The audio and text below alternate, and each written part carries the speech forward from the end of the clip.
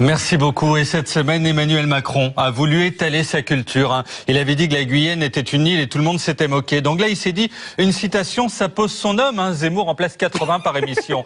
Et il a déclaré, comme dirait Audiard, il y en a qui ont essayé, ils ont eu des problèmes. Sauf qu'en fait, c'est du Chevalier et Las Palais. Le sketch du train pour Pau. Macron est sorti trop tôt de l'école. Du coup, il confond tout. Pour lui, le sketch, le lâcher de salope, c'est de Proust.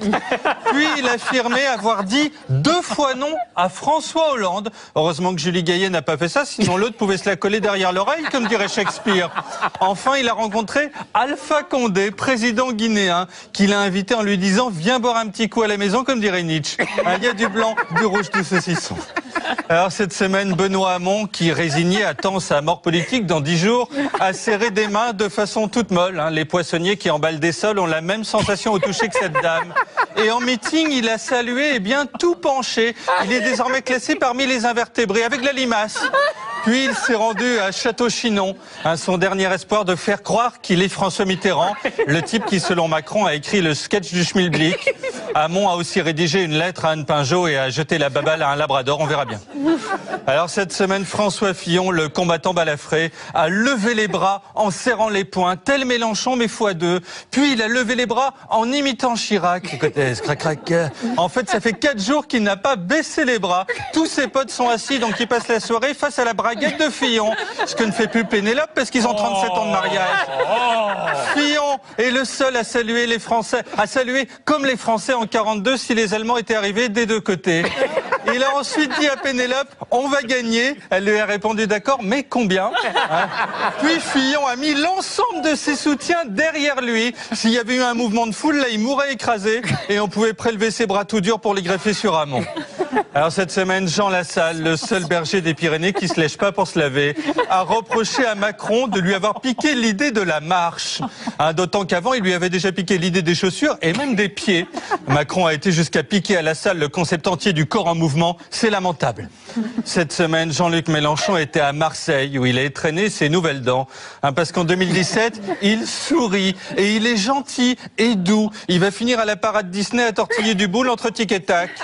Puis il a dit « Je suis le candidat de la paix ». Toutes les Miss France font ça, sauf que lui n'a pas défilé en maillot de pièce. Et il a brandi un rameau d'olivier comme une colombe. Si le pape l'attrape, il va le jeter du haut du balcon. Hannibal le cannibale est devenu Gandhi. C'est soit un miracle, soit la drogue. Alors cette semaine, Nathalie Kosciusko-Morizet est allée sur le terrain, vêtue du gilet de Thérèse dans Le Père Noël est une ordure, film de Costa Gavras selon Macron. Puis elle a fait campagne pour Fillon chez le boucher et chez le luthier qui a réparé le violon de son fils. En fait, faire campagne pour elle, c'est faire ses courses. Demain, elle fera campagne au Franprix parce qu'elle a oublié de prendre des poireaux. Cette semaine, Yannick Jadot a voulu mettre du glamour dans la campagne de Hamon en faisant un meeting devant 3 strings géants tendus, prêtés par Kim Kardashian. Mais en plein discours, il a repensé à son candidat et s'est endormi, roulé en boule.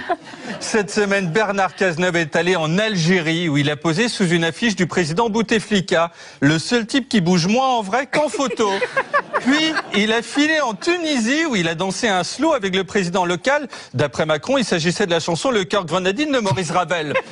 Résultat, Cazeneuve était tellement chaud qu'ils ont carrément sorti la boîte de Kleenex.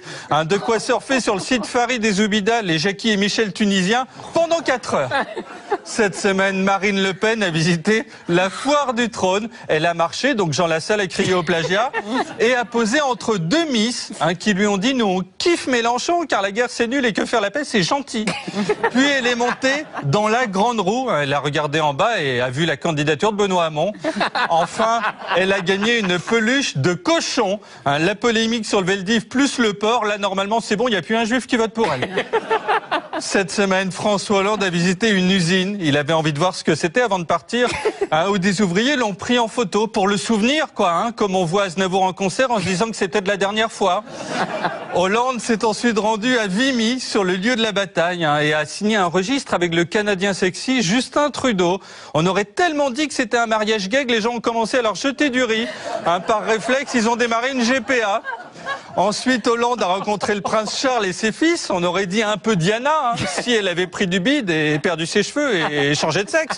Bon, Hollande leur a dit la monarchie c'est mieux. Vous n'avez pas à rentrer à Tulle comme des cons au bout de 5 ans. À Arras, il a posé sous une grande dame qu'il domine, œuvre résumant l'histoire de sa liaison avec Valérie Trierweiler, puis a fini par recevoir le directeur du WWF afin de voir comment préserver les derniers socialistes. Ils sont encore 8 dans la réserve naturelle de la rue de Solferino. Cette semaine, Philippe Poutou, la nouvelle star, a exhibé le t-shirt qu'il portait lors du débat, devenu pour l'extrême gauche relique sacrée. Ce t-shirt pourri rejoint au panthéon des fringues mythiques la robe tachée de Monica Lewinsky, le voile de Diams et la chemise rouge ultra slim d'Éric Zemmour. Enfin, cette semaine, le patron des boulangeries Paul a affirmé son soutien à Fillon. Il l'a vu enfariné cette semaine et s'est dit « Voilà un candidat qui me parle ». C'est con, si Fillon avait été attaqué au couteau, il avait en plus avec lui le boss de l'aïeul. Bref, quelle belle semaine ça a été! Bravo!